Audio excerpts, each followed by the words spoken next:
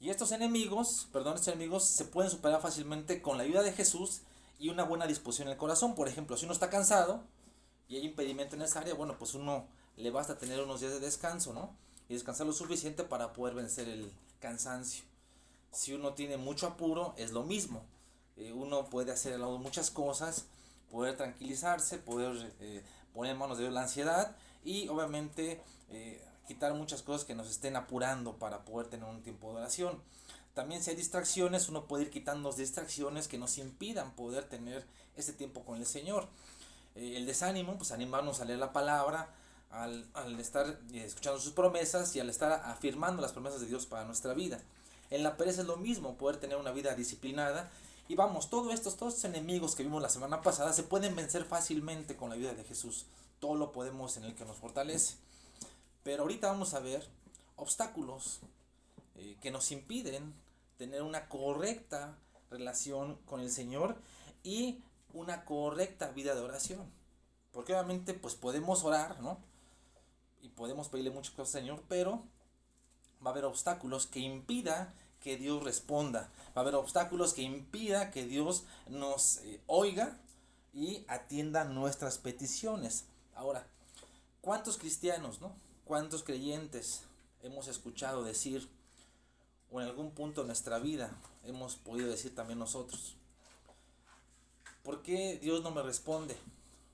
Es que siento que Dios no me escucha. Es que no hay respuesta a mis oraciones. Le he pedido muchas cosas y no hay respuesta a mis oraciones. Es que siento que Dios ha callado, ¿no? Y no me ha contestado. He procurado cumplir, incluso podemos decir muchos, he procurado cumplir en oración, estar leyendo su palabra, en congregarme, incluso en discipularme, pero aún así siento que no me ha escuchado el Señor. Ahora, para dar una respuesta a esto, y para decirlo de esta manera, hay excepciones. Es decir, vemos la vida de Job, por ejemplo, ¿no? Yo creo que hay muchos creyentes y muchos cristianos, más bien hay muchos cristianos que quieren vivir y viven y procuran vivir una vida piadosa. Job es el mejor ejemplo en la Biblia.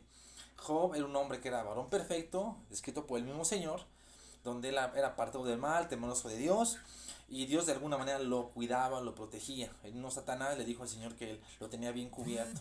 Ahora, Job, siendo un hombre piadoso y siendo un hombre temeroso de Dios, Dios permitió que hubiera muchas calamidades en su vida. Obviamente esto lo hizo para que Job, ya al último, él ya pudo comprobar el por qué fue eso o por qué fue la prueba.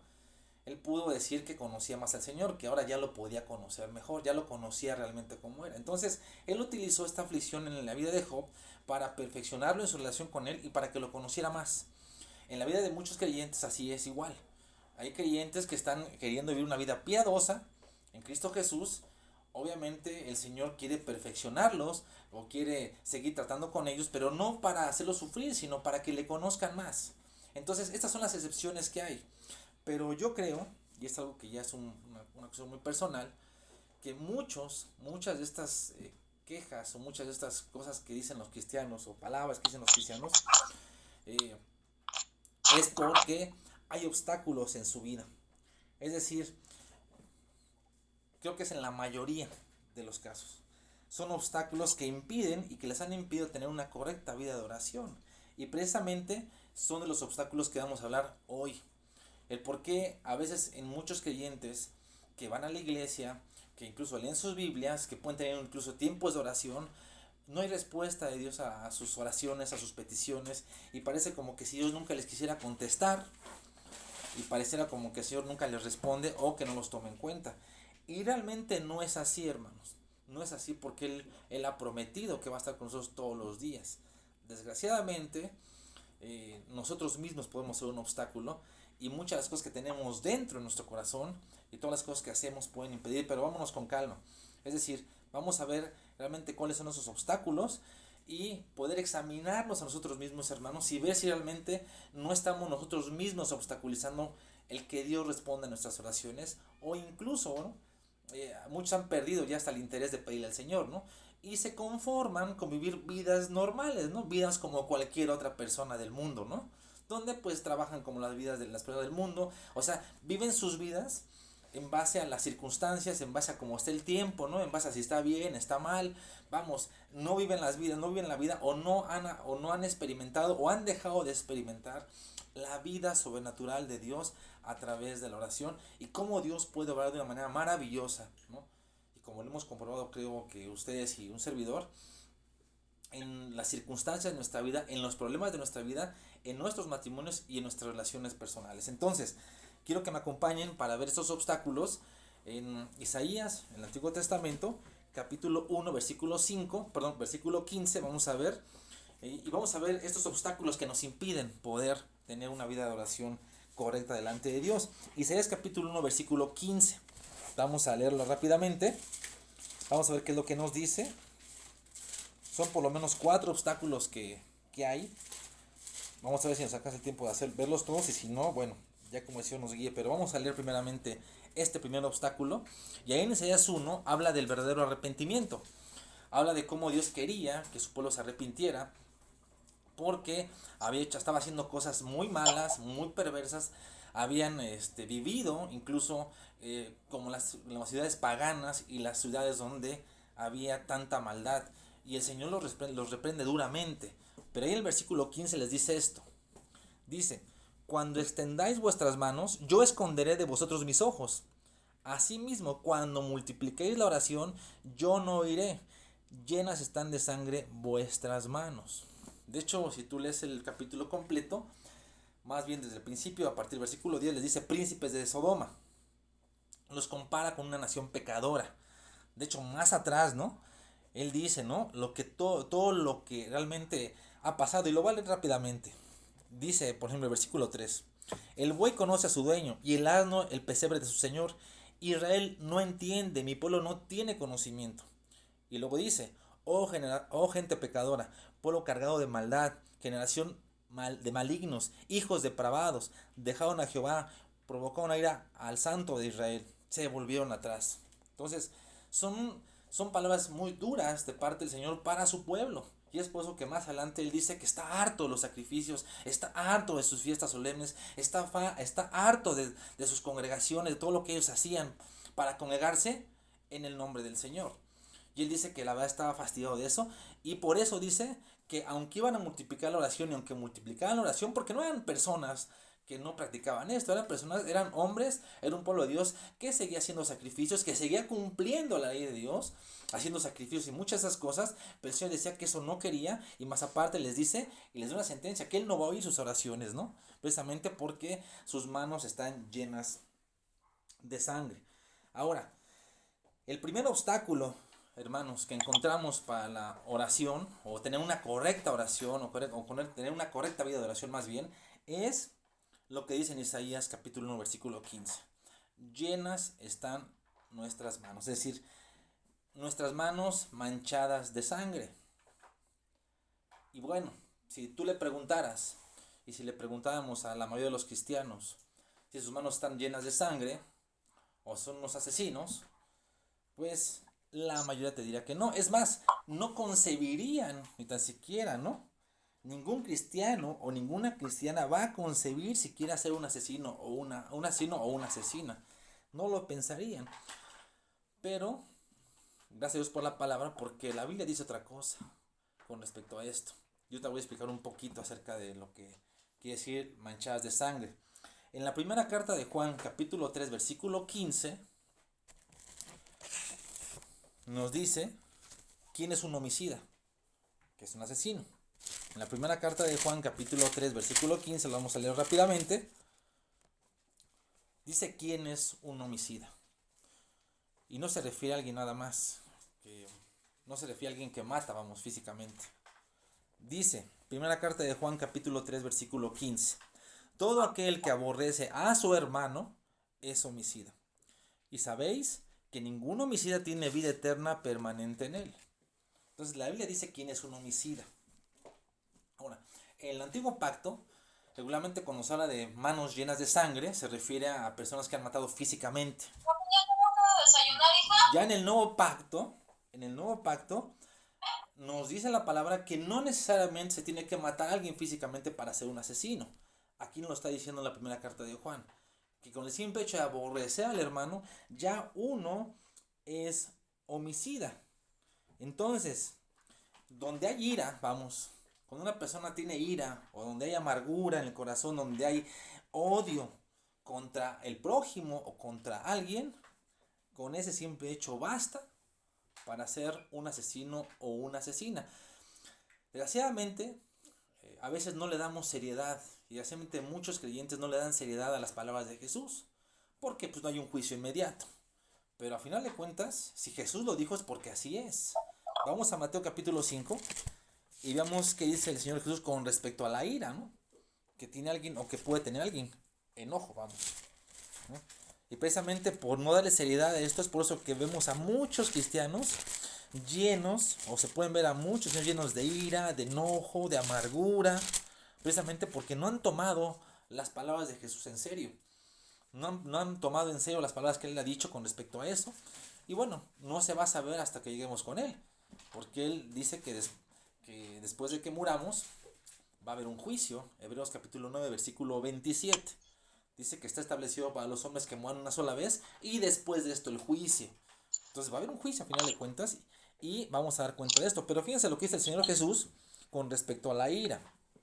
En el antiguo pacto Él dice, oíste que fue dicho a los antiguos, del versículo 21 y 22. 5, 21 y 22, Mateo. Oíste que fue dicho a los antiguos, no matarás, y cualquiera que matare será culpable de juicio. Dice, pero yo os digo, que cualquiera que se enoje contra su hermano será culpable de juicio. Y cualquiera que le diga necio a su hermano será culpable ante el concilio. Y cualquiera que le diga fatuo quedará expuesto al infierno de fuego. Entonces, Jesús dijo que no nada más es una cuestión de no matar físicamente, sino de que tenemos que cuidar nuestro corazón y tenemos que guardarnos de la ira y del enojo, porque eso tarde que temprano nos va a llevar al asesinato, nos va a llevar a matar a alguien, como lo dice en la primera carta de Juan capítulo 3 versículo 15. Ahora, en el antiguo pacto, en Levítico capítulo 18 y capítulo 19, vemos cómo Dios da leyes. En este caso, en el capítulo 18, da leyes morales. Es decir, da leyes que tienen que ver con no hacerle daño al prójimo. Y bueno, tiene que ver con no meterse con la hermana, o sea, hablando en la cuestión sexual. No intimar con la hermana, con el hermano, con el tío, con la tía, con la madre, con el padre, con la madrastra, con el padrastro, o sea, con nadie. O sea, eso es incesto y dice que es abominación. Habla de que incluso con animales también no se debe meter porque es abominación, es maldad. El que se mete con la hija también es maldad. Todo eso habla y tiene que ver con relación con el prójimo. Y en el versículo 19, en los primeros versículos, él nos dice realmente qué no debemos de hacer, o dice en la ley, qué no se debe de hacer con el prójimo. Y me gustaría que le diéramos un repaso rápidamente para que podamos entender el corazón de Dios con respecto a nuestra relación con el prójimo y cómo la debemos de tener y cómo Él la ha tenido desde antes, desde siempre en su corazón, y es la relación que quiere que tengamos con el prójimo. Desgraciadamente, por la ignorancia y por no atender lo que nos dice el Señor, por eso tenemos tantos problemas con las personas que nos relacionamos y con las que tenemos a nuestro alrededor, por la ignorancia y por no atender lo que el Señor nos dice. Y en Levítico capítulo 19, ahí nos dice que, o el Señor les dice a su pueblo, en la ley, qué es lo que no deben de hacer o cómo deben de tratar a su prójimo. Vamos a empezar desde el versículo 11. Y vamos a ver lo que nos dice. Levítico capítulo 19, versículo 11 hasta el 18 vamos a leer, que es lo que el Señor Jesús repite en el nuevo pacto. Dice, no hurtaréis y no engañaréis ni mentiréis el uno al otro. Dice, y no juraréis falsamente por mi nombre, profanando así el nombre de tu Dios, yo Jehová. No oprimirás a tu prójimo, ni le robarás. No retendrás el salario del jornalero en tu casa hasta la mañana. No maldecirás al sordo, y delante del ciego no pondrás tropiezo, sino que tendrás temor de tu Dios, yo Jehová. No harás injusticia en el juicio, ni favoreciendo al pobre, ni complaciendo al grande. Con justicia juzgarás a tu prójimo. No andarás chismeando entre tu pueblo. No atentarás contra la vida de tu prójimo, yo Jehová. Y fíjense nada más cómo va relacionado el atentar con la vida con el chismear. Dice, no andarás chismeando entre tu pueblo y no atentarás contra la vida de tu prójimo, yo Jehová.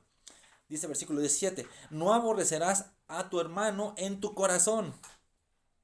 Razonarás con tu prójimo para que no participes de su pecado.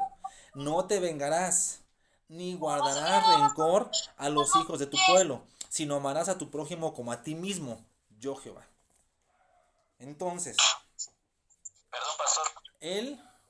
el Señor nos dice cómo se debe tratar, o dice en la ley de Dios, cómo se debe tratar al prójimo. Entonces, podemos darnos una idea del corazón de Dios y cómo quiere que nos relacionemos con el prójimo. Ahora, en el versículo 20, en Mateo, voy a hacer una pausa. Hola, esta Angélica, dile que por favor le apague su micrófono. Si pueden apagar su micrófono, hermanos, porque está haciendo interferencia. Alejandra Burgos no tiene sentido. Por favor, si pueden apagar sus micrófonos, hermanos, los que tengan encendidos sus micrófonos, porque se está oyendo y bueno, está interfiriendo un poco, por favor. Perdón, amados. Continuamos. Entonces, vamos a ver lo que dice Jesús en Mateo 22. Dice que de repente se le acercan los doctores de la ley, se le acercan las personas que querían ahí ponerle tropiezo y le hacen una pregunta. Vamos a Mateo capítulo 22. Rápidamente. Para que nos demos una idea, ¿no? De lo que el Señor quiere con respecto a nuestro prójimo y cómo quiere que tengamos una relación con Él. Del versículo 36 al 40, dice que le preguntaron a Jesús, Maestro, ¿cuál es el gran mandamiento en la ley? Jesús le dijo, amarás al Señor tu Dios con todo tu corazón y con toda tu alma y con toda tu mente. Y el segundo es semejante, amarás a tu prójimo como a ti mismo, lo que dice en Levítico capítulo 18, versículo 19, versículo 18. De estos dos mandamientos dependen toda la ley y los profetas. El apóstol Pablo, inspirado por el Espíritu Santo, en Romanos 13 también dice algo. En Romanos capítulo 13 habla de los deberes cristianos, junto con el 12, pero ahí en los versículos del 8 al 10, dice algo con respecto al prójimo también. Dice, Romanos capítulo 13, del versículo 8 al 10. No debáis nada a nadie nada, sino el amarnos unos a otros. Porque el que ama al prójimo ha cumplido la ley. Porque no adulterarás, no matarás, no hurtarás, no dirás falso testimonio, no codiciarás y cualquier otro mandamiento. En esta sentencia se resume, amarás a tu prójimo como a ti mismo. Versículo 10, el amor no hace mal al prójimo, así que el cumplimiento de la ley es el amor. Entonces, viendo todo esto, podemos deducir que nuestra relación o relación que tiene el cristiano con el prójimo es tan importante como la relación que tiene con el Señor. De eso va a depender, o sea, de una buena relación con Dios, va a depender una muy buena relación con el prójimo. Porque no se puede estar bien con el Señor y se puede estar mal con el prójimo. No se puede estar mal con el prójimo o bien con el prójimo y mal con el Señor. O sea, depende mucho cómo tengamos la relación con el Señor para tener una buena o correcta relación con el prójimo. Y obviamente, si nosotros, ¿no? En nuestro corazón, y si un cristiano en su corazón, ¿no? Tiene amargura, tiene odio, tiene rencor con su prójimo, quien sea, hermanos. Tristemente, nosotros he conocido matrimonios, he conocido cristianos que tienen rencor contra su esposo o contra su esposa, contra sus hermanos en lo que le llaman en la carne, contra vecinos, rencores, odios, muchas cosas que desgraciadamente todo eso, y muchas veces no se ponen a pensar que todo ese tipo de cosas que tienen en su corazón están impidiendo que Dios responda. Y pueden hacer cosas espirituales, pueden hacer las cosas que hace cualquier cristiano, orar, leer y todo eso, pero mientras que ese odio, ese rencor y esa amargura estén ahí contra quien sea cristiano o no, no espere o no esperemos, hermanos, que Dios nos oiga y responda nuestras oraciones. En Hebreos capítulo 12, versículo 15, dice qué es lo que pasa cuando alguien tiene amargura. Hebreos capítulo 12, versículo 15.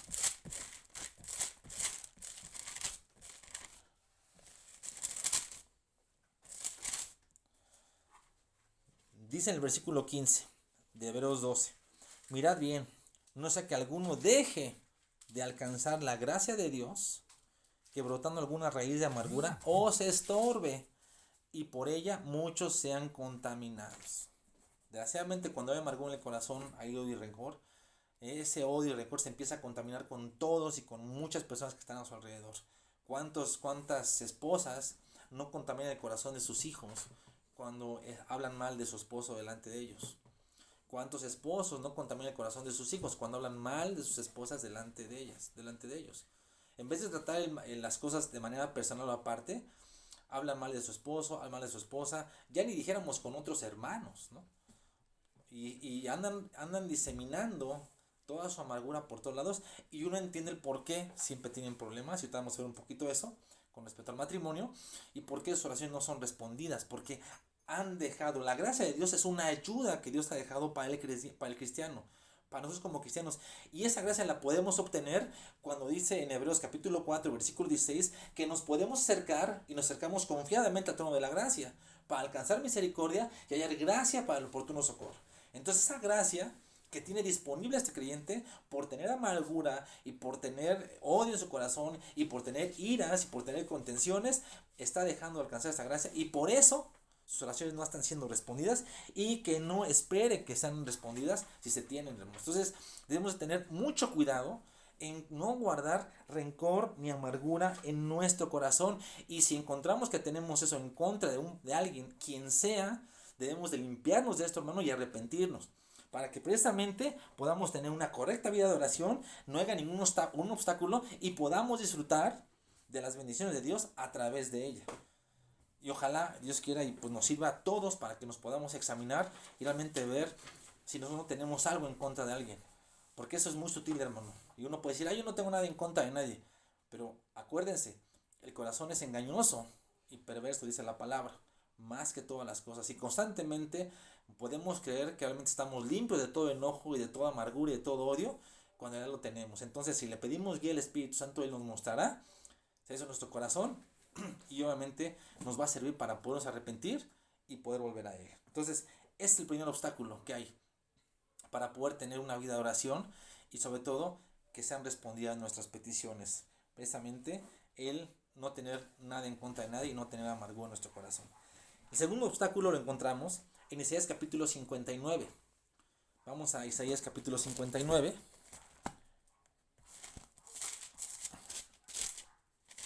Versículo 3. Vamos a leer desde el versículo 1 para que podamos entender el por qué el Señor actúa de la manera contra su pueblo. Dice: he aquí que no se ha cortado la mano de Jehová para salvar, ni se ha agravado su oído para oír. Es decir, él realmente siempre está dispuesto a escuchar, y siempre estuvo dispuesto a escuchar a su pueblo y a responderles. Pero en el versículo 2 dice: pero vuestras iniquidades han hecho división entre vosotros y vuestro Dios. O sea, había una división donde no podía el Señor por precisamente tanta maldad y tanta iniquidad. Dice: y vuestros pecados han hecho ocultar de vosotros su rostro para no oír. Versículo 3. Porque vuestras manos están contaminadas de sangre, lo que vimos ahorita. Y vuestros dedos de iniquidad, vuestros labios pronuncian mentira. Habla maldad vuestra lengua. Entonces aquí el Señor pone algunos obstáculos que tenía el pueblo de Israel, precisamente para que el Señor no pudiera extender su mano, que no se había cortado. Seguía extendida su mano, pero dice que las iniquidades y toda la maldad y todo lo que estaban haciendo, estaban impidiendo que el Señor pudiera ayudarlos realmente. Entonces, el segundo obstáculo que encontramos es para la oración, o para tener una correcta relación con Dios en la oración, es labios que pronuncian mentira y hablar maldad con nuestra lengua. Es el segundo obstáculo. Labios que pronuncian mentiras y hablar maldad con nuestra lengua. Pero para entender un poquito esto, vamos a ver lo que dice Santiago capítulo 3. Ahí habla de la lengua y cómo se puede utilizar la lengua y cómo se utiliza la lengua, y realmente qué es lo que hay detrás de la lengua, de nuestra lengua. Una lengua que Dios nos ha dado para poder bendecir, desgraciadamente a veces la utilizamos para otras cosas, no para el propósito de Dios y no para lo que Dios quiere para su pueblo. En Santiago capítulo 3 vamos a leer desde el versículo 1, desde el versículo 2 al versículo 12, para que podamos entender un poco y ver realmente qué es lo que dice acerca de la lengua. Dice, versículo 2, porque todos ofendemos muchas veces. Dice que todos. Aquí nadie puede decir es que yo no ofendo, es que yo siempre hago las cosas bien, siempre yo hablo bien de todos. No es cierto. El que diga eso es un mentiroso. Por más espiritual que parezca, por más espiritual que sea y por más piedad que profese o tenga en apariencia, si él dice que nunca ofende y que siempre hace las cosas bien y que siempre habla la verdad y todo eso, es un mentiroso, porque aquí Santiago se pone el mismo. Dice, porque todos ofendemos muchas veces. Dice, si alguno no ofende en palabra, este es varón perfecto, capaz también de refrenar todo el cuerpo. He aquí nosotros ponemos freno en la boca de los caballos para que nos obedezcan y dirigimos así todo su cuerpo. Mirad también las naves, aunque tan grandes y llevadas de impetuosos vientos, son gobernadas con un muy pequeño timón por donde el que las gobierna quiere. Así también la lengua es un miembro pequeño, ojo con esto, pero se jacta de grandes cosas. He aquí cuán grande bosque enciende un pequeño fuego. Cuando uno chismea, cuando uno disemina amargura, híjole, se enciende un fuego. Y es por eso que muchas iglesias están contaminadas por tanta murmuración, por tanto chisme, y por eso muchas pierden la bendición de Dios. Y la lengua, dice, es un fuego, dice, es un mundo de maldad. La lengua está puesta entre nuestros miembros y contamina todo el cuerpo e inflama la rueda de la creación. Ella misma es inflamada por el mismo infierno, influenciada por el mismo infierno. Detrás de una lengua que habla todo ese tipo de cosas perversas y malignas, está el diablo. El Señor Jesús dijo que en Juan 8 dice que era el padre de mentira. De hecho, Satanás tenía maldad en su lengua porque hizo a Dios mentiroso. O sea, cuando le dijo a Eva y a Adán que no iban a morir, en este caso a Eva, que no iba a morir si comía del fruto. Porque toda naturaleza de bestias, de aves y de serpientes y de seres del mar se doma y ha sido domada por la naturaleza humana. Pero ningún hombre puede domar la lengua, que es un mal que no puede ser refrenado, llena de veneno mortal. Fíjense cuántas cosas dice la lengua. Con ella bendecimos al Dios y Padre, y con ella maldecimos a los hombres que están hechos a la semejanza de Dios. De una misma boca proceden bendición y maldición. Hermanos míos, esto no debe de ser así. ¿Acaso alguna fuente hecha por una misma abertura agua dulce y amarga? Hermanos míos, ¿puede acaso la higuera producir aceitunas o la vid higos? Así también, ninguna fuente puede dar agua salada y dulce. Entonces, podemos ver que por la forma en cómo usamos nuestra lengua, se va a conocer también nuestro cristianismo. Pero Jesús dijo, ¿no? Por ejemplo, en Mateo 7, que en Mateo 7, el versículo 17, él menciona que se conoce el árbol, bueno, antes del 17 dice que se menciona el árbol se conoce el árbol por el fruto. Y dice que ningún árbol malo puede dar frutos buenos. Y que también ningún árbol bueno puede dar frutos malos. Por el fruto se conoce el árbol. Entonces, tú y yo podemos conocer el fruto de la persona o el crecimiento de una persona por la forma en cómo habla, por la forma en cómo se conduce en su lengua, ¿no? Y en Mateo 12, versículos 36 y 37, el Señor todavía dice algo con respecto a la lengua y la forma en cómo utilizamos nuestra forma de hablar. Mateo 12, versículos 36 y 37.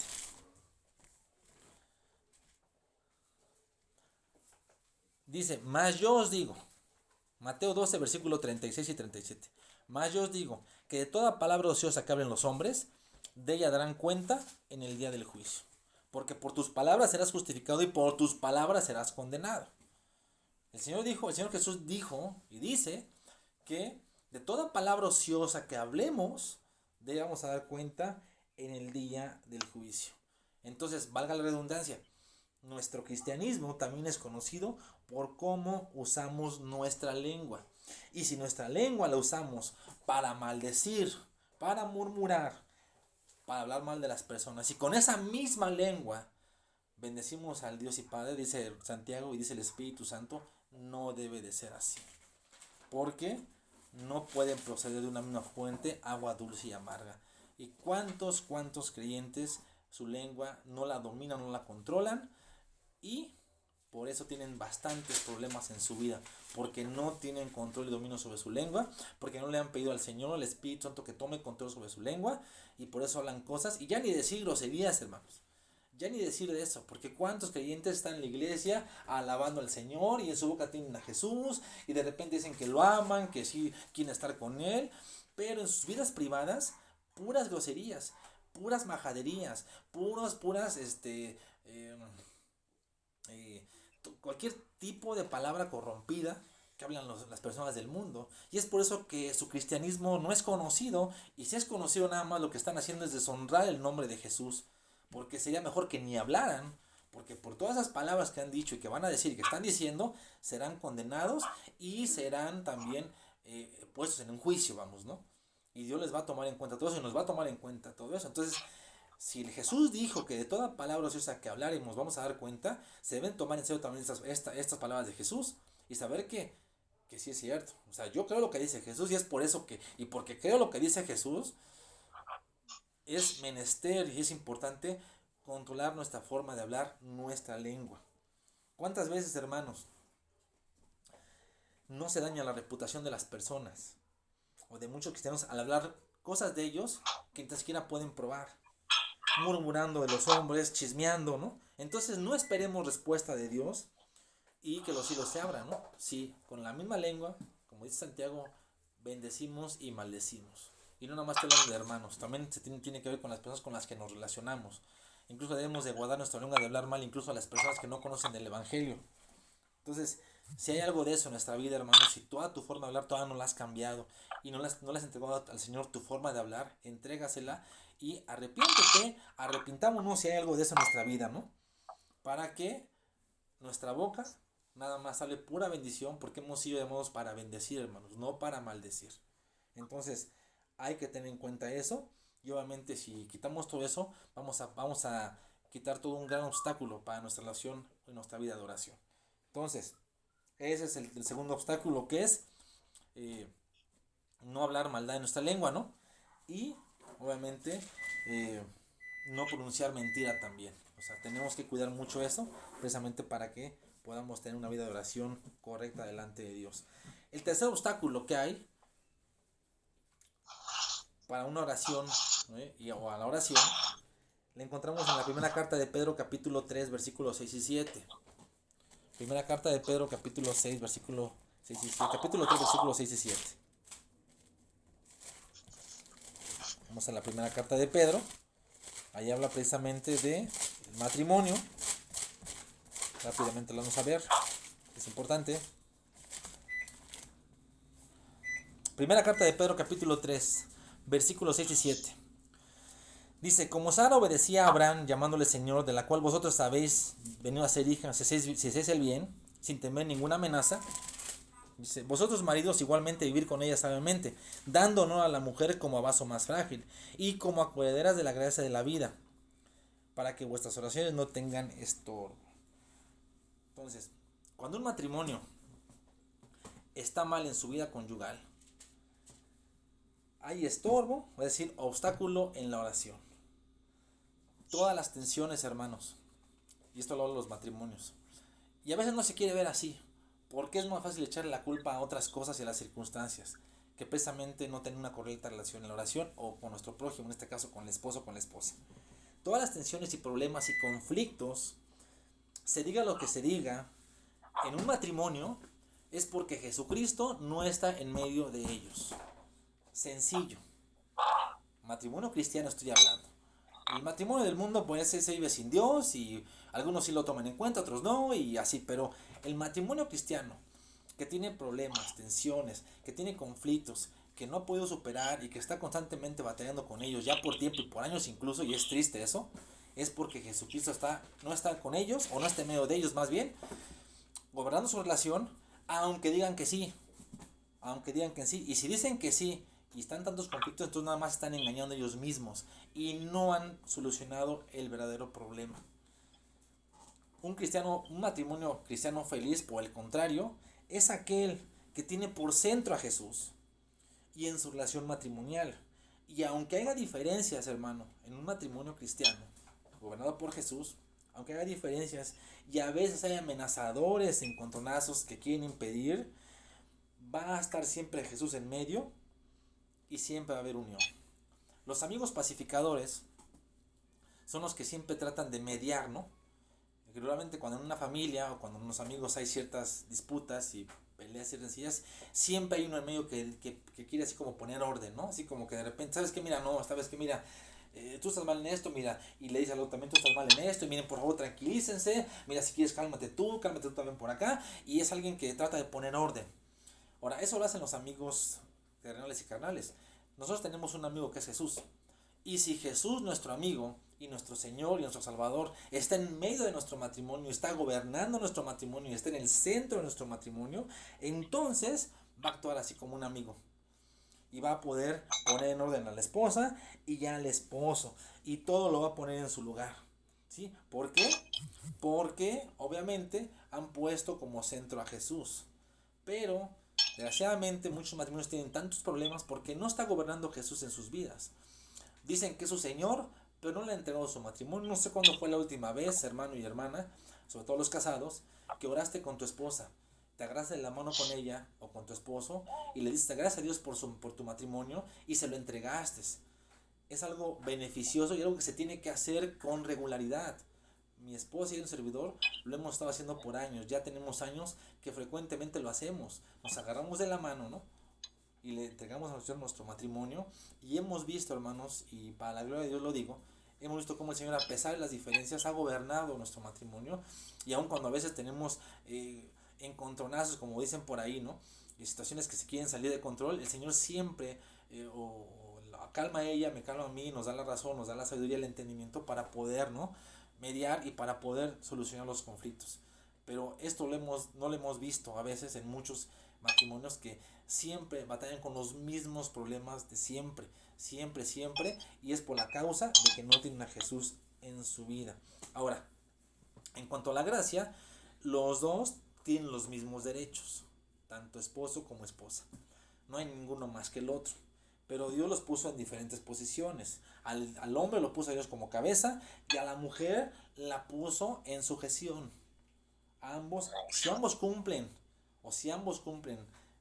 fielmente su postura, entonces van a recibir la bendición de Dios. En Efesios capítulo 5 nos dice cómo el esposo debe tratar a la esposa y también dice cómo la esposa debe de ser con su marido, y lo vamos a ver.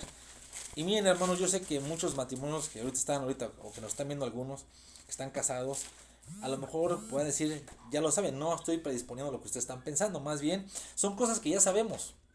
Son cosas que ya sabemos, pero es importante volverlas a retomar. El apóstol Pablo decía que aunque supieran, ¿no? Aunque supieran las cosas, él las tenía que seguir repitiendo.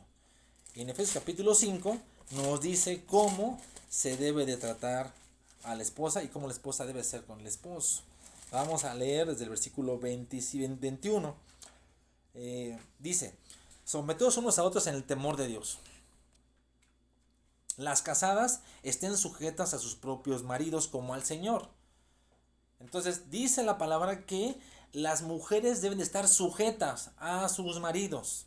Y más adelante, el versículo 33 dice algo más que tiene que hacer la mujer. O sea, no nada más es una cuestión de sujeción, es una cuestión también de respeto. Dice el versículo 33, por lo demás, cada uno de vosotros ame también a su mujer como a sí mismo, y la mujer respete a su marido. Entonces la mujer debe tener sujeción y debe tener respeto. Si una mujer no está en sujeción a su marido, y si una mujer no tiene respeto por su marido, entonces no espere, una, está en desobediencia, y otra, no espere recibir alguna cosa del Señor.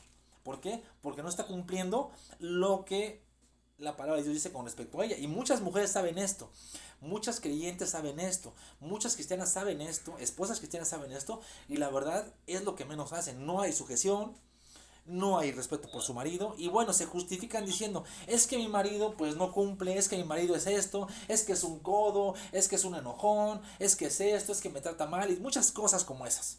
Ahora, hay una excepción en los matrimonios a veces hay muchas diferencias en los matrimonios irreconciliables al parecer, o parece que son irreconciliables, y la Biblia da una salida incluso para un matrimonio que realmente pues no puede ya llevarse bien y que está en problemas. Pero aguas hermanos con esto, son excepciones, no es la regla, porque lo que Dios quiere es que un hombre y una mujer estén juntos en legítimo matrimonio y obviamente que cumpla cada uno con la postura que Él ha diseñado para cada uno. No es la voluntad de Dios que un matrimonio se separe, no es la voluntad de Dios que un matrimonio esté divorciado, cristiano hablo. En el mundo lo pueden hacer, casarse, divorciarse.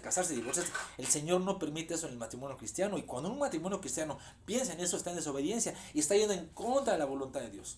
Ahora, cuando hay ese tipo de problemas, la Biblia dice que se pueden separar por algún tiempo y que se pueden dejar incluso, pero obviamente sí da ciertas condicionantes. ¿Sabes qué? Si te quedas sin casa, te separas de tu marido y lo quieres dejar, o quieres dejar a tu esposa, pero te vas a quedar sin casar de entrada. Y dice que es mucho mejor la reconciliación.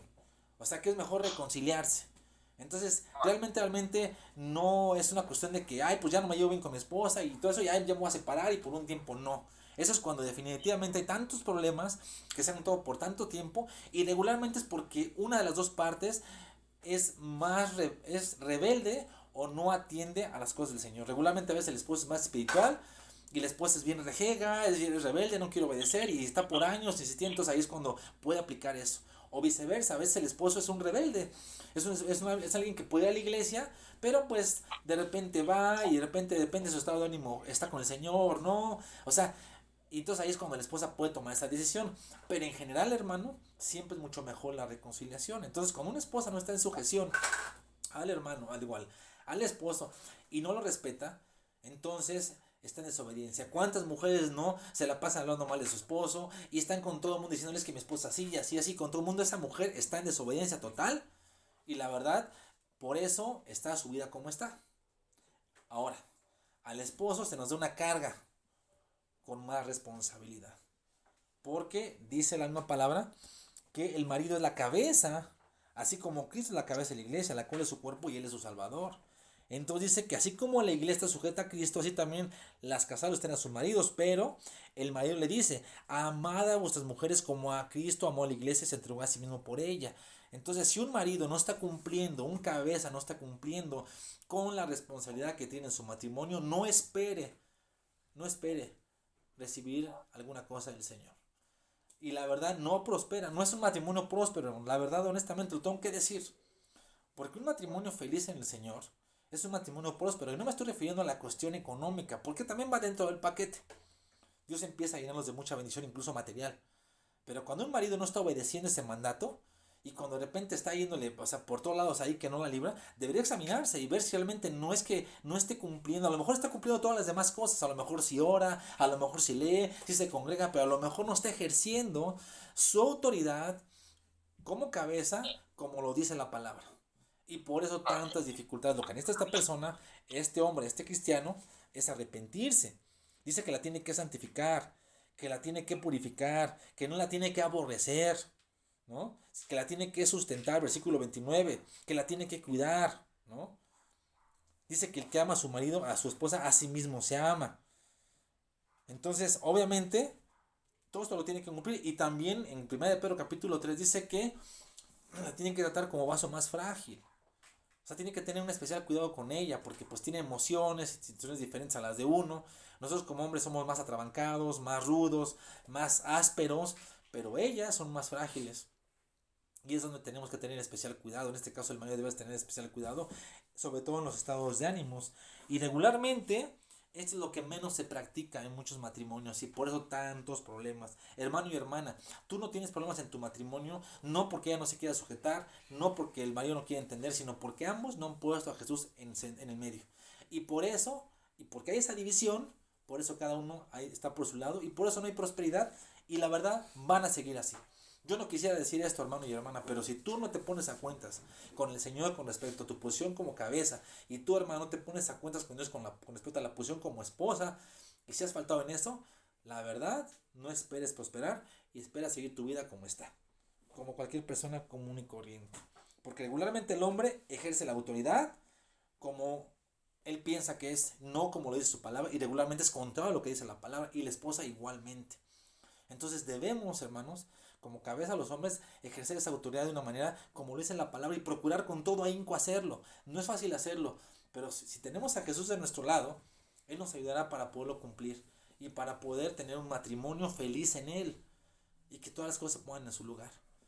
Y es lo que Él realmente desea. Pero ese es un obstáculo muy grande. Es un obstáculo bastante grande. Es precisamente que no estemos bien en nuestro matrimonio. Que realmente no cumplamos nuestra postura como cabeza y la mujer no cumpla su postura como mujer de Dios. Entonces, pues yo les animo, hermanos, a que atendamos esto y que procuremos examinarnos precisamente para que no tengan estorbo nuestras oraciones. Y es por eso que muchos de estos problemas impiden que Dios responda, porque hay estorbo.